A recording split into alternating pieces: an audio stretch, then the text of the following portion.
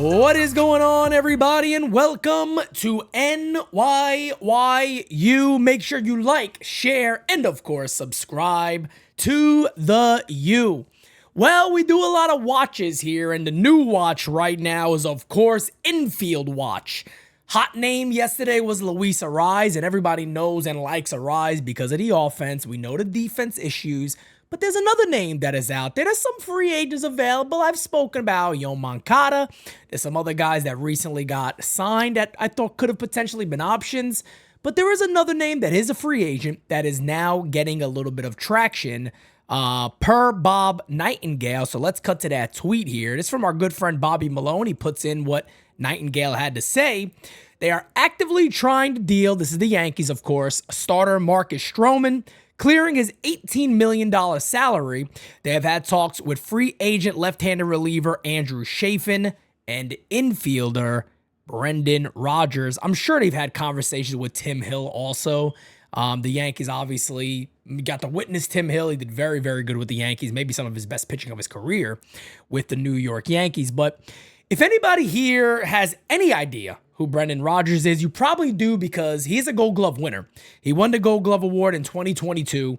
Really the biggest issue there is he had shoulder surgery. And I want to say, you could fact check me here if you want to, I think he's had shoulder surgery on both shoulders. And when you're playing ball and swinging a bat, that's not necessarily the greatest thing you want to hear, but it is indeed true.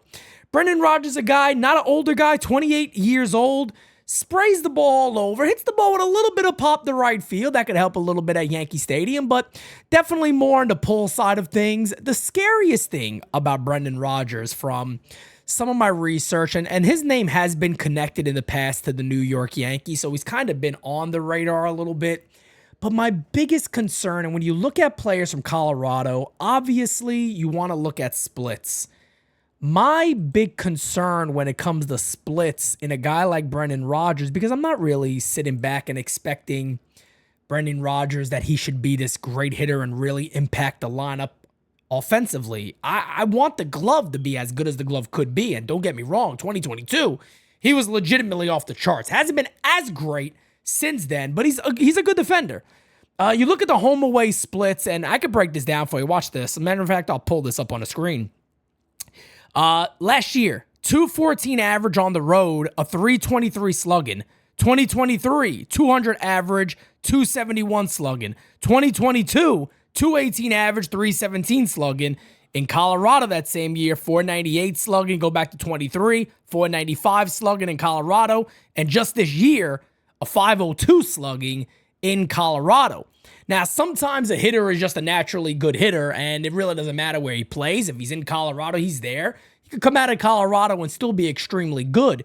DJ LeMahieu showed that his first couple of years with the Yankees that, some people were concerned about the Colorado splits, but they weren't this significant, if I remember well. He did have a little decrease, but it wasn't nothing really crazy.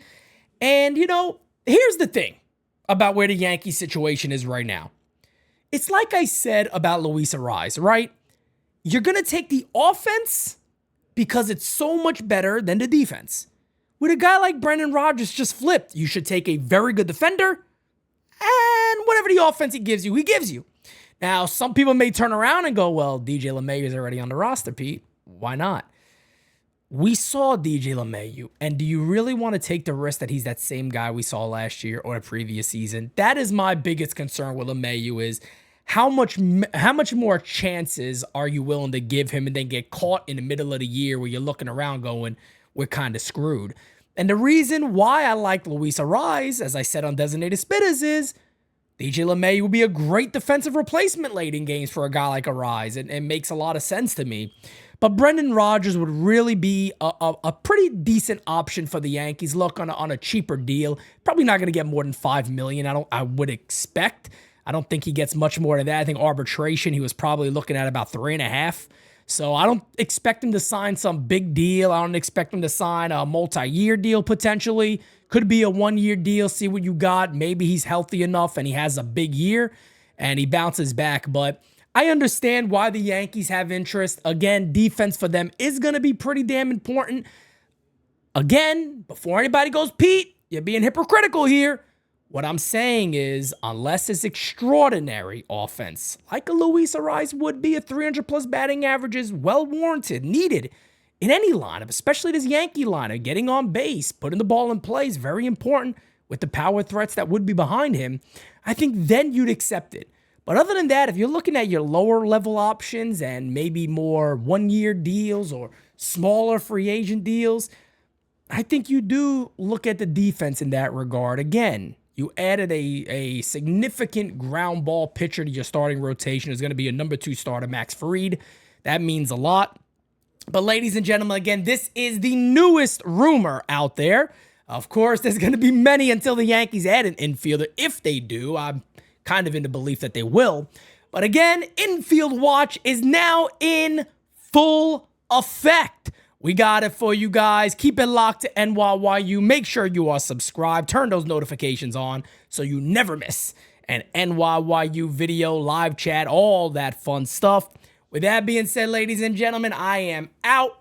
Talk to you guys again very, very, very soon. Peace out. Can't make a promise, but I do my best. 25 sitting on 25 racks. Just got started, no, we ain't done yet. Bought a new crib, that's a goddamn flex. Sign that check. Told them last year that I been up next. Can't take calls, but I send that text. From way downtown, but the shit's still wet.